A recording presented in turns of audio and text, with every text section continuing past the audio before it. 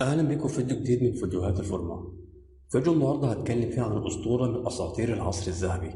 بطل فيديو النهاردة من أفضل لاعبي كمال الأجسام فئة الوزن الخفيف، ده غير إنه حصل على بطولة مستر أولمبيا للأساتذة مرتين بعمر 60 سنة. بطل فيديو النهاردة هو إيد كورني. إيد كورني من مواليد 9 نوفمبر عام 1933، أمريكي الجنسية، طوله 170 سنتي، ووزنه من 83 كيلو ل 88 كيلو. قبل دخوله عالم كمال الأجسام مارس العديد من الرياضيات زي الكرة الطائرة وركوب الأمواج والتجديف. في عام 1950 بعمر 17 عام انضم إلى حفر السواحل الأمريكي وقضى 4 سنوات في الخدمة. بعد أن خدم في مدينة نيويورك انتقل إلى كاليفورنيا، وقتها عمره كان 26 سنة، وهناك كانت البداية. التقى بلاعب كمال أجسام يدعى ميلارد، واللي شجعه على بدء التمرين في صالة الجيم. ابتدى إيد كورني التمرين تحت إشراف ميلارد، وفي وقت قليل كان جاهز للمشاركة في أول بطولة. الجينات الوراثية العظيمة اللي كان بيمتلكها ساعدته إنه يحرز تقدم في وقت قليل. في عام 1967 بعمر 33 سنة شارك في أول بطولة ليه، بطولة السيد فريمون، وحصل على اللقب. بعد أول تجربة ليه والوقوف على المسرح زاد شغفه على المشاركة في العديد من البطولات. كان معتقد إن كمال الأجسام مزيج مثالي من المهارات الجسدية والروحية والعقلية. على مدار 21 سنة من المنافسة شارك في 49 بطولة، قدر يحقق المركز الأول في 12 بطولة. أفضل إنجاز ليه كان في عام 1972، حصل على المركز الأول في بطولة مستر يونيفرس والمركز الأول في بطولة مستر أمريكا.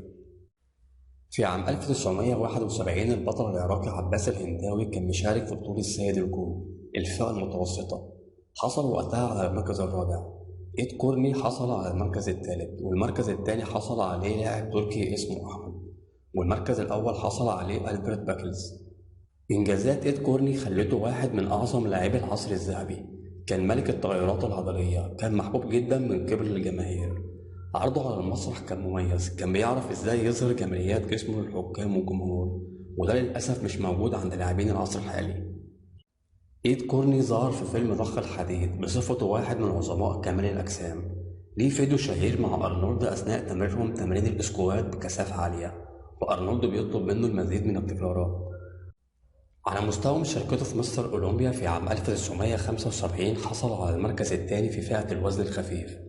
في عام 1976 حصل على المركز الثالث فئة الوزن الخفيف. في عام 1977 حصل على المركز الثاني فئة الوزن الخفيف والثالث بشكل عام. في عام 1978 حصل على المركز الرابع فئة الوزن الخفيف والمركز السابع بشكل عام. في عام 1979 حصل على المركز التاسع وزن خفيف. في عام 1980 حصل على المركز ال11 والمركز الأول حصل عليه أرنولد. في مستر أولمبيا 80 تم إلغاء الفئات وأصبحت الفئة مفتوحة. في عام 1981 حصل على المركز ال13. في عام 1983 حصل على المركز ال14 والمركز الأول حصل عليه الأسد اللبناني سمير بنوت. في عام 1994 شارك في مستر أولمبيا للأساتذة بعمر 60 عام وحصل على المركز الأول. في 95 شارك في نفس البطولة وحصل على المركز الأول. في 96 حصل على المركز ال11، و97 عمل مركز تاني بعمر 60 سنة. في 2004 تم إدراجه من قبل الاتحاد الدولي لكمال الأجسام في قاعة المشاهير. آخر مشاركة ليه كانت عام 1998 في بطولة أرنولد كلاسيك للأساتذة، وقتها عمره كان 63 سنة. بعد انتصاراته المتعددة في بطولة الولايات المتحدة والسيد أمريكا وسيد الكون تلقى مكالمة من أرنولد. وقتها إيد كورني كان عايش في شمال كاليفورنيا. طلب منه أرنولد الحضور إلى سانتا مونيكا للعيش والتدريب معه.